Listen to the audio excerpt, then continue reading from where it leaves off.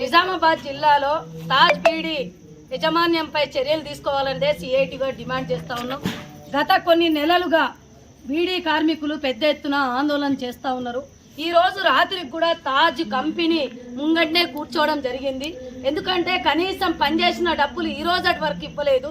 అదేవిధంగా పిఎఫ్ డబ్బులు 4 సంవత్సరాలు బకాయి డబ్బులు ఉన్నాయి, బకాయి డబ్బులు కూడా ఇవ్వలేదు. ఏదైతే మొన్న కాగితం రాసుకొని పేపర్ రాసుకొని 29వ తారీఖు నాడు మొత్తం డబ్బులు చెల్లిస్తామని చెప్పడం జరిగింది. సాక్షాత్తు కార్మికుల ముంగట అదేవిధంగా మీడియా వాళ్ళ ముంగట చెప్పడం జరిగింది. ఇవాళ 29 పోయి ఇవాళకి కనీసం రాత్రంతా గడుస్తుంది. కనీసం ప్రభుత్వం ఏదైతే యజమాన్యంకు చలనం లేదు. ఇప్పటికైనా పీడీ యాజమాన్యం ఏదైతే ఉందో పిఎఫ్ డబ్బులు, పనిచేసిన డబ్బులు, రాజీనామా చేసిన డబ్బులు వెంటనే చెల్లించాలని సిఐటిగా డిమాండ్ చేస్తూ ఉన్నాం. 100 మంది దాకా బీడీ కార్మికులు ఇక్కడనే ఉన్నారు. అందరు లోపల అందరు కూర్చున్నారు. యజమాన్యకు మాత్రం చలనం లేదు. ఇగో ఇస్తా అనుకుంటే ఇప్పటి వరకు తాత్కాలికంగా మాటలను జరుపుతున్నాడు తప్ప ఇవ్వట్లేడు. ఇది సరైనది కాదు. ఇప్పుడు మాత్రం రేపు పొద్దున డబ్బులు ఇచ్చే వరకు ఇక్కడ నుంచి వెళ్ళేది లేదనేది బిడాయించి కార్మికులందరూ కూర్చోవడం జరిగింది.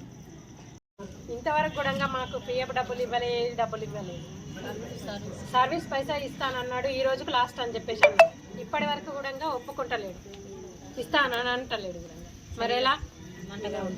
ఇక్కడనే ఉంటున్నాం మేమైతే. ఇగో చలి పెట్టంగా కూడా ఇక్కడ మంట పెట్టుకొని కూర్చున్నాం. మాకు వాటర్ లేదు, కనీసం టిఫిన్ లేదు, ఏమీ లేదు, చాయ్ లేదు.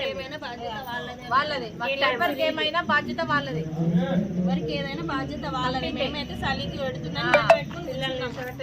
పిల్లలు ఉన్నారు. ముందు నుంచి చెప్పు అన్నం కట్ చేసి తీసుకో. ఆమె నుంచి కూర్చున్నాం మేము. మాకు ఓపిక నశించింది. నైట్ కూడా ఇక్కడే ఉండేది. అసలు డబ్బులు లేని ఇంటికి వెళ్ళేదే లేదు.